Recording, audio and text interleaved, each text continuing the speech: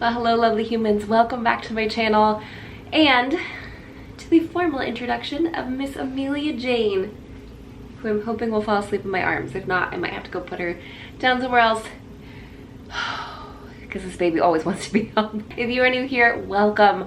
Obviously by the title of this video and the size and overall look of this child, this is my newborn baby. And this is her birth story. And I jumped on Instagram the other day and I was like, hey, is it cool to do birth story videos? Do we want that? Or are you interested in them? And it was a resounding yes. So if you did not vote yes on this video, then I don't know why you clicked on it. But if you are fascinated or interested by birth, welcome. If you're not, you might want to click away. For those of you who don't know, Amelia is our fourth child. Our first two were twins, born via C-section. Our third baby was born at home in our last home, and then she was born at home as well. So I kind of knew what I was doing getting into this, but each labor and each baby is definitely a different experience. I never wanted to do a C-section ever again. And when people ask, I'm always like, if you have a choice, opt out. It's a really rough recovery. It's a major abdominal surgery. So I was able to successfully have a VBAC 6 years ago, then have another VBAC Homebirth with this little nugget, and it was honestly a great experience. So without further ado, let's just jump right on into it. Most of you know that I have something called an irritable uterus, which is such a fun name. But it acts up during pregnancy, where basically I have a lot of practice contractions. Not quite Braxton Hicks, they can be a lot more intense than that. I got them about 20 weeks with the twins, 19 weeks with my son, and then 14 weeks with hers when they started. And they could be anywhere from like 4 to 12 an hour, which if you do the math is about 5 minutes apart, which if you attach me to a machine would indicate labor. So I'm no stranger to having a ton of contractions. So much so that it's really hard to define when early labor starts for me. In fact, with our son, the midwife missed it. We didn't know when to call. I had no indication of what active labor was compared to my typical daily irritable uterus contractions that got more intense towards the end. So I've had the full scope of birthing experiences, the most amount of intervention with a C-section, and then the least amount of intervention with an accidental unassisted, so I knew I wanted to land like here, right? I was like, I would like to have a midwife there. I would like to be assisted in this one, but we're not going on this spectrum at all if possible, because our bodies are rad and our bodies were literally made to do this. So I'm a huge advocate of as hands-off birth process as possible, and I got exactly what I wanted with this little lady. So she was born on the 11th, May 11th, and that was a Thursday. The Friday beforehand, I experienced something called prodromal labor, which is basically practice labor. It's where you kind of get started, things start to feel a little bit intense, and then they taper off into nothing, which I had with my son previously. And then my guess is I probably would have had with our twins had I gone into labor with them, but we had a scheduled C-section, so I didn't experience that. I probably was about 8 hours into the prodromal labor. My contractions were coming in closest like 7 minutes apart. So, but they were erratic. They were all over the place. I couldn't figure out what was going on. Now enter a side character. One of my mom's best friends in the entire world, used to be a labor and delivery nurse, left the system and became a doula and just knows everything about birth. This woman is like a walking birth encyclopedia. So I knew that based on all of the stuff that I had before, that prodromal labor basically is still getting your body ready. So if you go through and you experience prodromal labor, do not be discouraged. All of this is progress. Every single contraction you have, every Braxton Hicks contraction you have, all of that is progress getting your body ready. So it's not all for naught once you start having those practice contractions, once you start having prodromal labor. So the Friday before, I probably labored for, I mean, really not that active, not that intense, for maybe 8 hours. But again, it's hard to tell the difference between labor and my uterine issues. I ended up just crying to my husband that night, just being like, I hate this. And I hate constantly feeling like this, because towards the end of the pregnancy it was really rough. I found my bootstraps, I pulled myself up by them, and I managed to go on for a few more days. Now at this point, all of my irritable uterus contractions were basically felt labor-esque. So I don't think I was in prodromal labor for close to a week. I think it just, my body was just like, hey, we're doing all this prep work, so don't worry, when you get there, it'll be pretty quick. Come around to Wednesday before she was born, I start to feel slightly more intense contractions again, and I call up my mom's friend, I'm like, I don't know what on earth, I don't know how, because you're not supposed to call according to the rules, according to the textbook laboring. You call when your contractions are 5 minutes apart, lasting for about a minute, for a solid hour. I never got there. And I was feeling these contractions and I'm like, this is more intense. I think that this is early labor. This is definitely more intense. Come to find out later, that was my active labor. I will throw something up on the screen right here. It'll show how inconsistent and far apart all of my contractions were. Through my last pregnancy and this one, I practiced hypnobirthing, which sounds very woo-woo. Like, it sounds so woo-woo. And it is a little bit. Some of the practice music, you're like very zen, like you hear it at a day spa. It kind of makes you sleepy, but chakras are probably involved. So I had practiced a lot towards the end of my pregnancies with both Silas and with Amelia, and had gotten myself really in the zone. So I'd say the contractions started to feel a little bit more intense around 3 p.m. where I started to think, I wonder if this is it, but I'm timing them and there's no consistency. So I call my mom's best friend and I'm like, hi, I'm not supposed to call until I have these a certain amount of time apart. I'm breathing through them, hypnobirthing's working great, like I'm fine, but when am I supposed to call if they're all over the place? Like, this feels like something, but this is not 5 minutes apart. They're not consistent. I just had one that was like 15 minutes apart. What's going on? And she, being the walking birthing encyclopedia that she is, goes, labors aren't always textbook. In fact, a lot of them are not textbook. My guess is you are probably in early labor. It's happening right now. And then once it hits, it's probably gonna go very fast for you. She's like, if I had to guess, that would be my guess for you.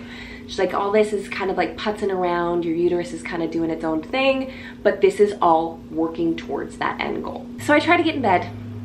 I'm a night owl, so I probably try to get in bed around midnight. And I'm at the point where I'm breathing through the contractions and I'm like, okay, you know, these are okay. Wow. I think I'm gonna go walk around. I think I'm gonna go get moving. I think I need to not be laying down.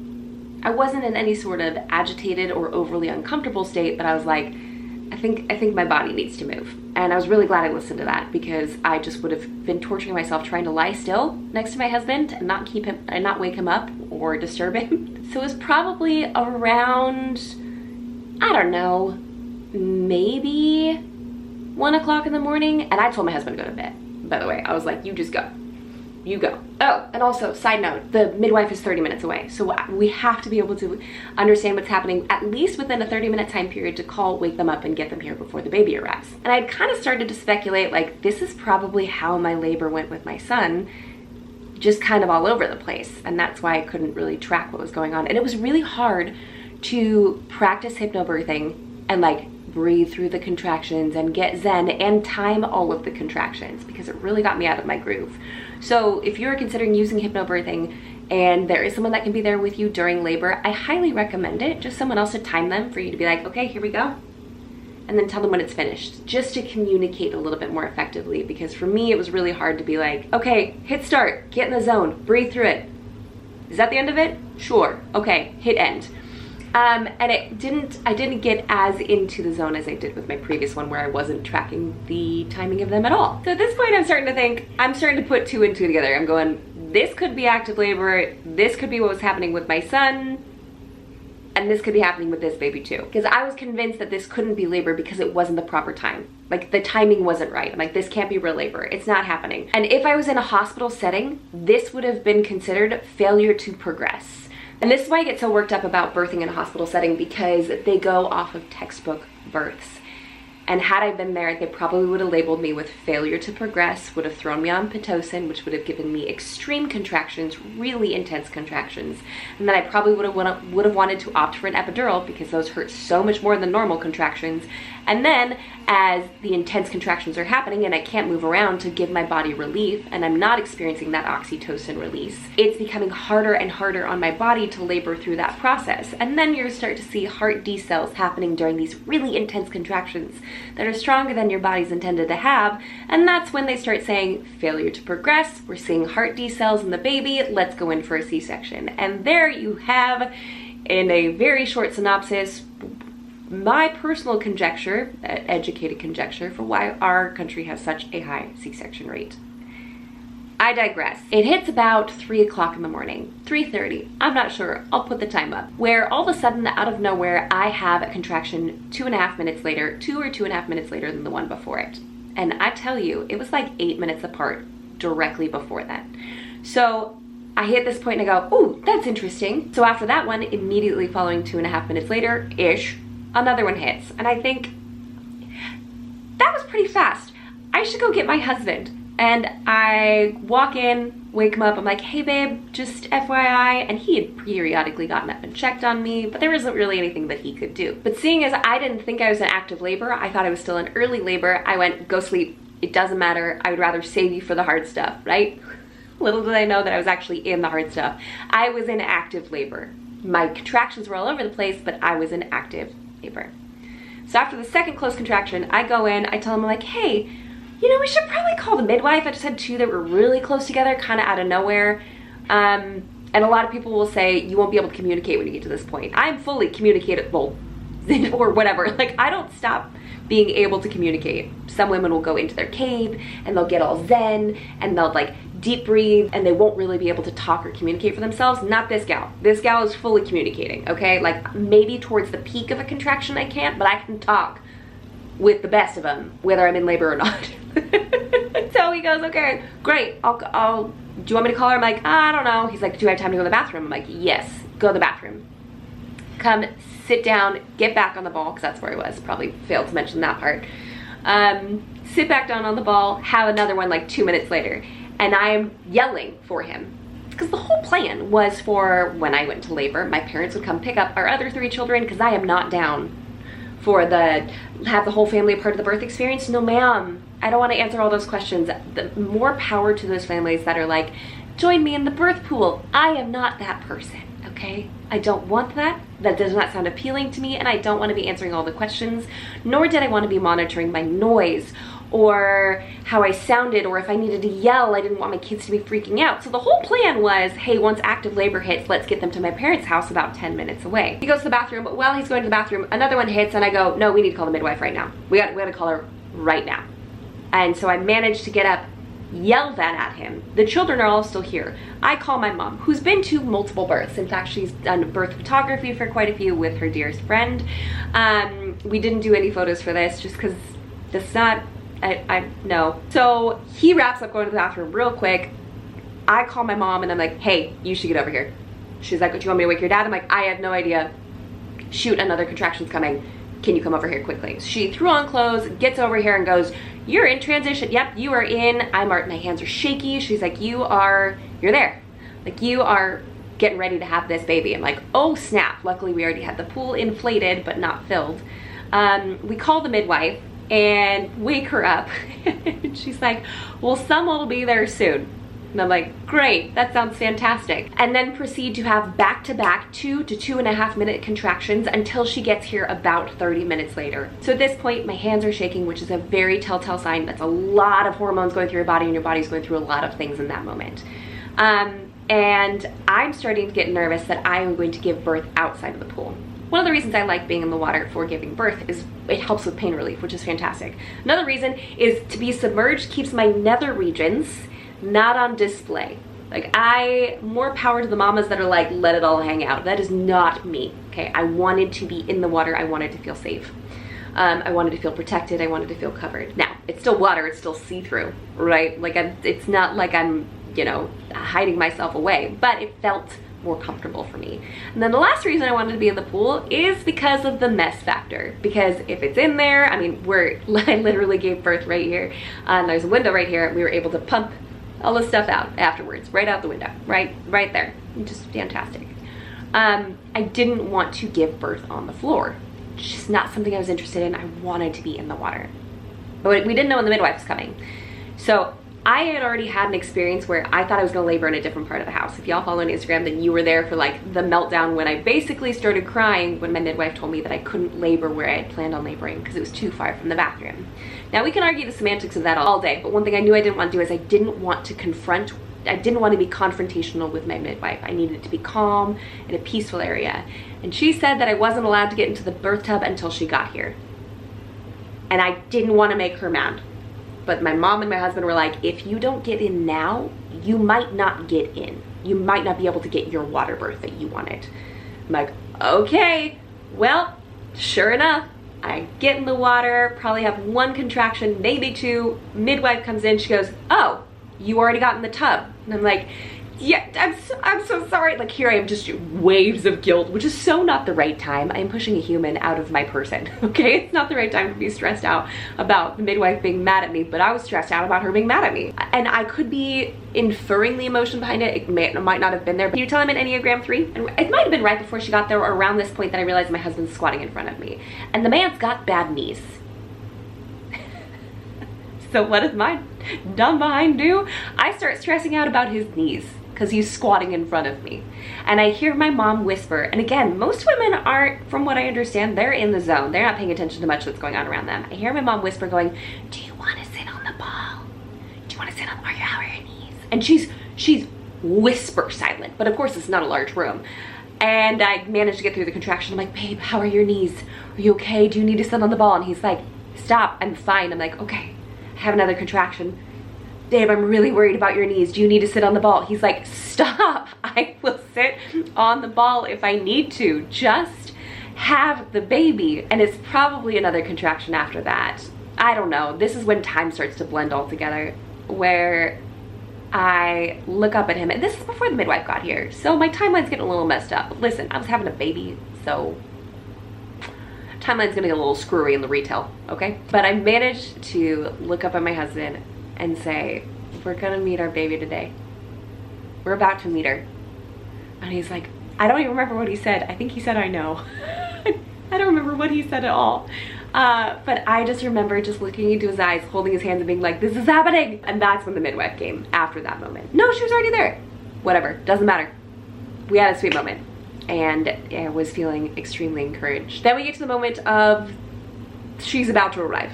Literally crowning, and one of the big things for me was I didn't want any cervical checks. I thought by communicating that I made it clear that, like, I didn't want to be touched down there at all. And as she's starting to crown, the midwife puts her hand down there and starts feeling around, and I scream no, just no. And my poor midwife, like, I thought I communicated this. Clearly I didn't. My mom and husband don't know what's going on. I just yelled no. That's all I can say. That's all I can get out. And my reasons for not wanting checks and not wanting interference is, you know, deeply personal. And yeah, I did feel a little dismissed in that moment, because she told me that I needed to calm down. In a very sweet way. I might have read it as chastising a little too much, but for me, I didn't know how to get out. Please don't. Please remove your hand. I thought I communicated that. So I needed to rally, because this birth has been incredible so far. I had a sweet moment with my husband. I didn't think I was in labor. I was in labor, so I flew through it like a breeze. And now she's literally crowning. So she probably would have come out a little sooner had that interaction not happened. My midwife's just doing her job. She's not doing anything wrong, but I thought I communicated something that I didn't. And it was hard to recover from. But when I tell you that birth is way more of a mental game than it is a physical game, don't get me wrong, the ring of fire is a thing, right? Like, it just sucked to have made so much progress, have her hand go down there, and then lose it. So I went through another contraction, and I think I audibly said out loud, come on! Like, I was mad that I lost progress.